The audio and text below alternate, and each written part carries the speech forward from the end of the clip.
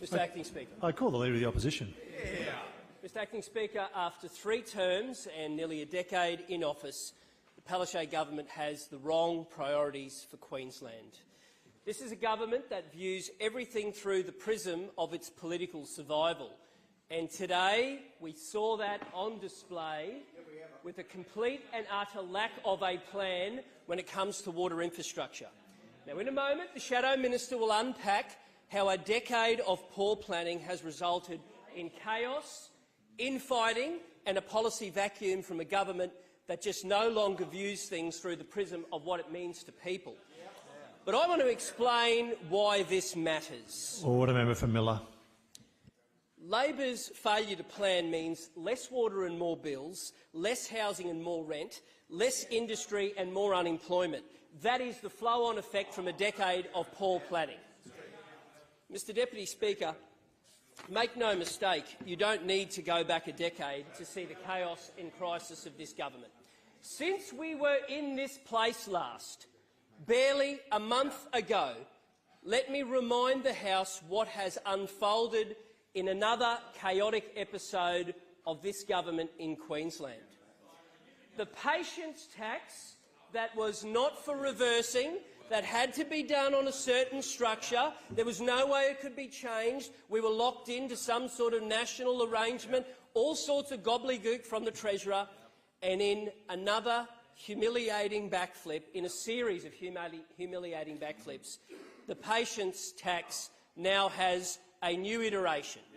And, Mr Deputy Speaker, I will make this point. Despite the humiliating backdown, we still have doctors coming and speaking with the opposition, saying in his failure to be able to admit that he got it wrong, the consequence will be more registration, more administration and less time to see people. And that I'll take the interjection. Order, Treasury on the speaking list next. I'll take the interjection for the Treasurer, who just won't listen to people at the front line. He is part of a government that stops listening. We saw the clearinghouse, which we were told could not be done financially or technologically, whatever that means. Order, member for Logan. But after another sustained amount of pressure, the impossible became possible. That's the benefit of diligent opposition and a government racked in chaos and crisis. We saw building codes where the industry pleaded with the government, and the Shadow Minister on multiple occasions said, follow the lead of the other states, do this in a sober and a judicious way and allow industry to be able to transition. The government said that was not possible, yet somehow at the 11th hour cherry-picked half of the equation and made half of it possible. Somehow they managed to find a way to alienate everybody in the industry by not listening and not acting. And, Mr Deputy Speaker, we had the new Royal Commission called to the DNA debacle. It took 7 months for the first Royal Commission to be called. 7 months we were told we were politicking. In this occasion, a brave whistleblower and the mother of a murdered young woman stood up and refused to take no for an answer. Despite that, a Minister of the Crown attempted to play them off like some sort of political plaything. That's where we've reached in government in Queensland. But they did not back down. And I say to Dr Kirsty Wright and to Vicky Blackburn, you are the heroes of the DNA debacle in calling this out. You are the heroes in ensuring that this sordid chapter of a failure that has denied people justice might get to the end, that we can finally deliver victims the peace they need and the knowledge that the people who deserve to be behind bars might just be. We saw the saga with the Griffith University, and I will leave that to the Deputy Leader. But when government becomes about, hey, comrade, the Premier needs to announce something, you know you've reached the bottom of the pile. You're at the bottom. When a Labor Director-General phones a former Labor MP, Treasurer, and says, we need an announcement, please help us.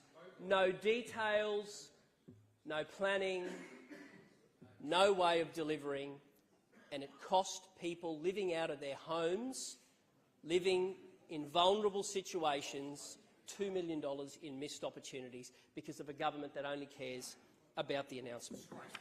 We passed 150 days in the last month since the Albanese announced the 90-day infrastructure review. I can only imagine what the response would have been from those over opposite.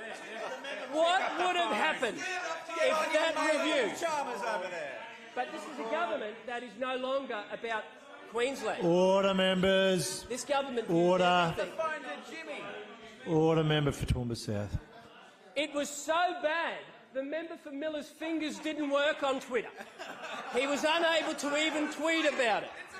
That's the kind of paralysis that the 90-day infrastructure review that has turned into 150 days has delivered. Mr Deputy Speaker, let me make this commitment to you. When it was an LNP government in Canberra, this team stood up for Queensland. Now that it is a Labor government in Queensland... Order! We'll stand up for Queensland. Order, members. Point of order. Order. Because, Mr Deputy Speaker... Point of order. Pause the clock. Please resume your seat. Leader of the Opposition. What's your point of order, member? My point of order is that the Leader of the Opposition is misleading the House. Order. Order.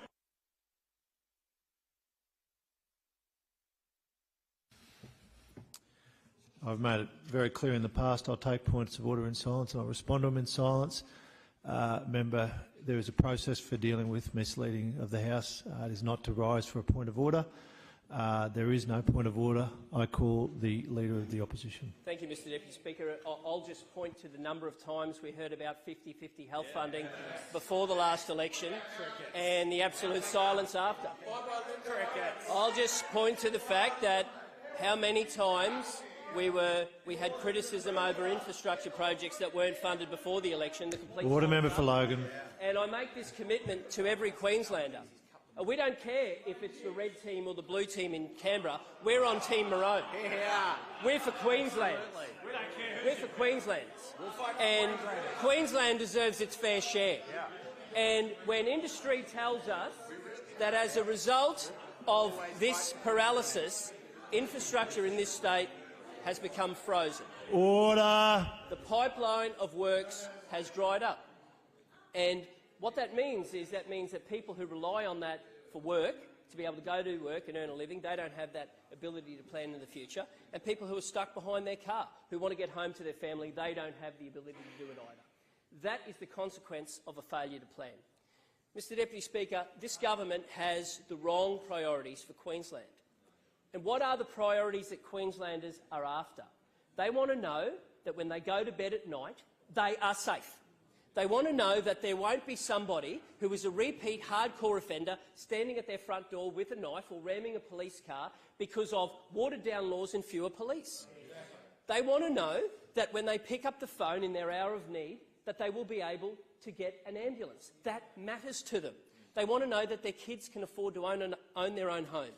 And Mr Deputy Speaker, in recent times, I have been around Queensland listening to Queenslanders about their priorities.